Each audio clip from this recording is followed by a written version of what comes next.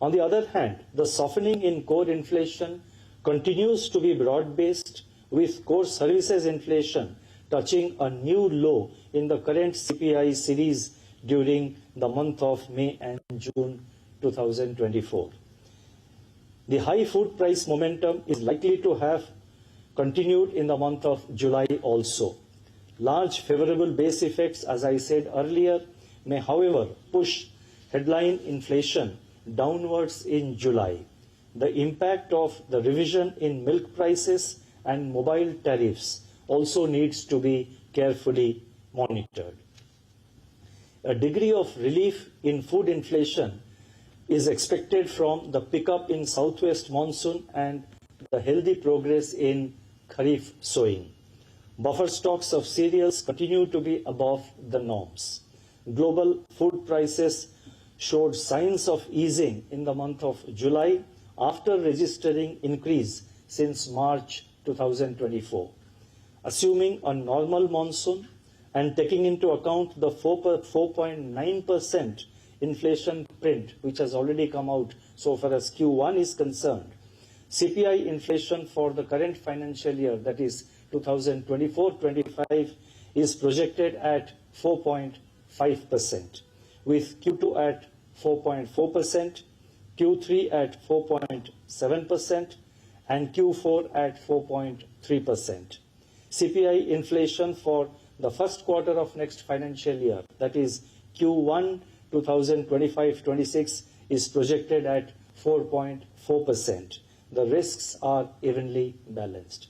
Now, I have given a brief analysis of the growth scenario and also the inflation scenario so far as Indian economy is concerned. Now the question arises, what do these inflation and growth conditions mean so far as monetary policy is concerned? Let me try and answer.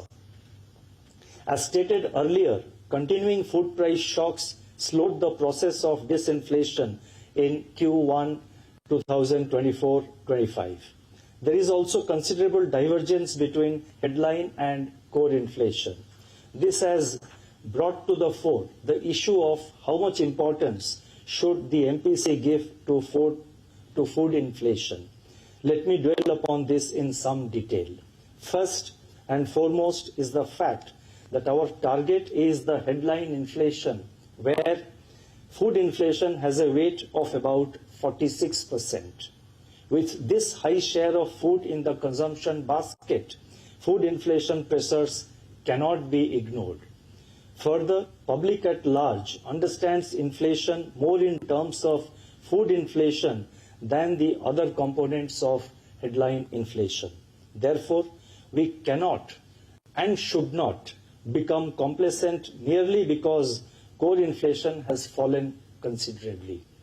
Second, and equally important, is the reality that high food inflation adversely affects household inflation expectations, which have a significant impact on future trajectory of inflation.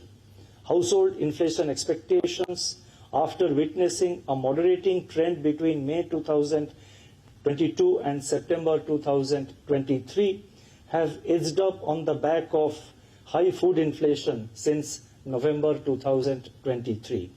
Persistently high food inflation and unanchored inflation expectations, if they materialize, could lead to spillovers to core inflation through pickup in wages on cost of living considerations. This in turn could be passed on by firms in the form of higher prices for services as well as goods, especially in a scenario of strong aggregate demand. Third, these behavioral changes can then result in overall inflation becoming sticky even after food inflation recedes. The MPC, to summarize, what these points which I was mentioning about the importance of food inflation and how high persistent food inflation can spill over to core and to the headline. Let me just summarize this part by saying that the MPC may look through high food inflation if it is transitory. But in an environment of persisting high food inflation, as we are experiencing now, the MPC cannot afford to do so. It has to remain vigilant to prevent spillovers or second-round effects from persistent food inflation and preserve the gains made so far in monetary policy credibility. Now, overall, as I have said in my statement and as the numbers would speak, overall the inflation trajectory has been moderating and we do expect it to moderate. But the pace of moderation has been uneven and slow. So therefore, we need to be watchful to ensure that we move to closer to 4% and the CPI inflation gets aligned to the 4% target on a durable basis. That indeed would be